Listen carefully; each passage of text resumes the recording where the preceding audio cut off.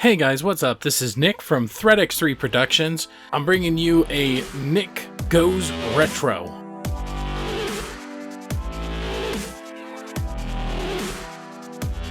This is where I'm going to talk about a retro game, and today we're going to be talking about the best game ever made. A game that has stuck with me over the ages.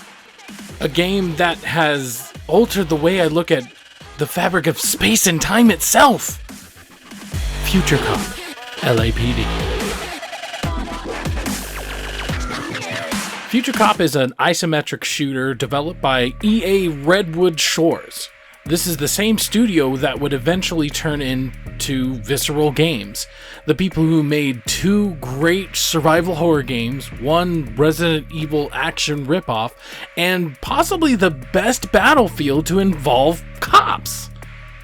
It was published by Electronic Arts and released first on the PlayStation, which is what I'm familiar with, and then later on Mac OS and Microsoft Windows. Future Cop was originally developed as an installment to the Strike series, which was an old helicopter series with the top-down view with Apaches, which they could fire missiles and machine guns.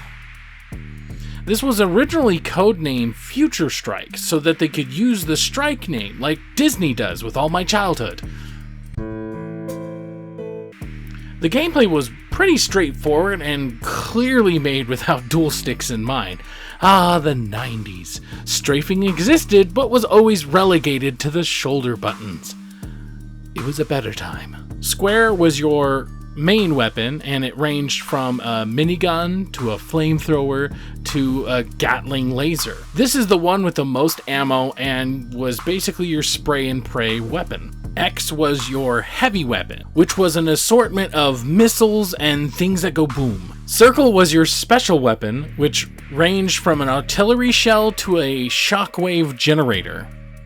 The selection of weapons wasn't exactly vast, but combining them in fun ways was great. The controls were pretty responsive, and even after not playing for ages and trying to get over the whole L2-R2 strafing, it still plays pretty great. In the game, players assume the role of a pilot for the X-1 Alpha, a robot designed to fight in the crime war in Los Angeles in the year 2098. In the year 2000! The X-1 Alpha was a police vehicle that could transform between a really fast hover vehicle and a slower combat mech. I love the transformation animation and the way the camera kind of moves in and shows it off in all its details, because God forbid the camera actually works any other time! The main campaign mode is called Crime War. Crime War! With 8 missions in various locations, from Griffith Park to Venice Beach, LAX, and Long Beach. Why visit California when you could just shoot up murderous drug-fueled zombies in the streets of LA? It's just like being there. The missions themselves are also pretty varied. First mission is this dude retrofits an observatory with weapons, and you have to go destroy it basically. And then there's another with this malfunctioning supercomputer.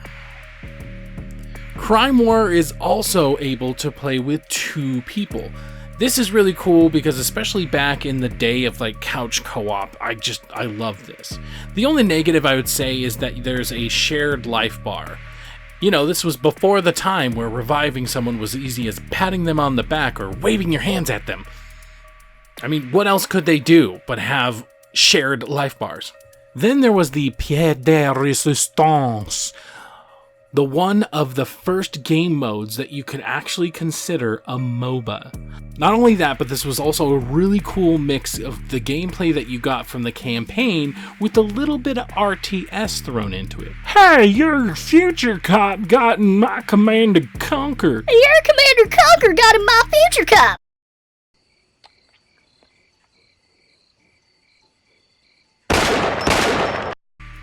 I'm of course referencing Precinct Assault Mode. So the Precinct Assault mode is basically an arena battle mode with 2 players, or with one that you can have an AI boss. The objective is to get one of the tanks into the enemy base. Sounds easy, right? But you can go throughout the map and take over neutral turrets or destroy enemy turrets, wait for them to replenish, and then take those over. You can also get outposts and spawn new people from there so that they're closer to the base. Players may also deploy defensive helicopters or the Flying Fortress superplane to assist in securing their perimeter, shooting down enemy tanks that come near the base. The 2-player mode is a competitive battle between 2 X1 alpha robots. There are 5 different Precinct Assault areas with 10 difficulty settings for single player. There is also a bonus area known as Bug Hunt, which is the same as the Proving Ground level, but the big exception is that all the objects are made into creatures such as worms, butterflies, instead of hover tanks and helicopters. The Flying Fortress is now a bat, and the Dreadnought is a large, armored caterpillar.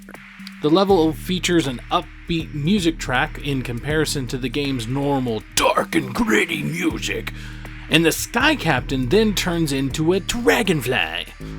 The PC version also allowed online competitive play, so it's technically making Future Cop LAPD the first MOBA game ever released. Ever. Future Cop overall was just this really awesome game, and it is so 90s. Going in back and playing this was awesome. It felt great. Granted, it definitely took some getting used to, but it was just a really fun game.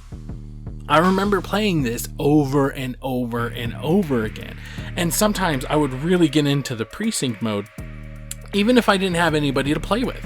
This was an awesome game, and the soundtrack's awesome, the controls were awesome, and even though this game was rated T for teen, there's like a lot of blood, because pretty much since you're this big mech, shooting humans made them burst into blood, so it was really cool.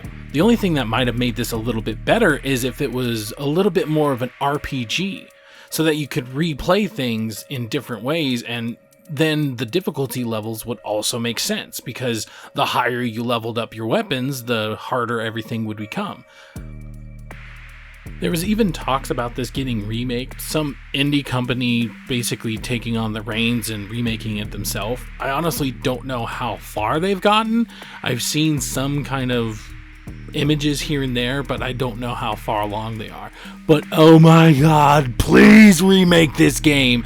But for the love of all that is good and holy, do not let EA touch this. Otherwise, we're gonna have like skins up the... So I mean, overall, this is definitely a game you should check out. This is, if you like older games and you like, you know, mech games, this is really cool. And this is definitely not too complicated, because I feel like a lot of mech games can be. And this is kind of just for fun. It's arcadey, it's, you know, just kind of there. And I mean, some would think that is a negative, but honestly, this is just a game that's always stuck with me, and it's just been a really fun game. So that's my review, or Nick Goes Retro review. I don't know. I haven't really decided what I'm doing with this. This is really just for me to be able to talk about retro games. And so what do you think about Future Cop? Would you like to see it remade? Let me know down in the comments below. And let me know if there's a retro game you'd like me to try out. It would probably have to be stuck on the PlayStation, because I don't really have a lot of other retro things, but you know, yeah, if you'd like anything, put it down in the comments below. Thank you for checking this out, and you have a good day. Boop, boop. The selection of weapons wasn't exactly vast, but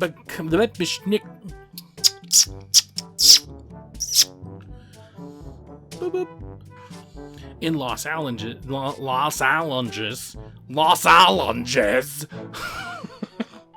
it's Allen's Jizz. A robot designed to fight in the crime wars in Los Angeles. Fucking shit! Los Angeles. Boop, boop. How long was it? That's what she said. Boop, boop. The 2-player mode is competitive. Battle. Poo poo!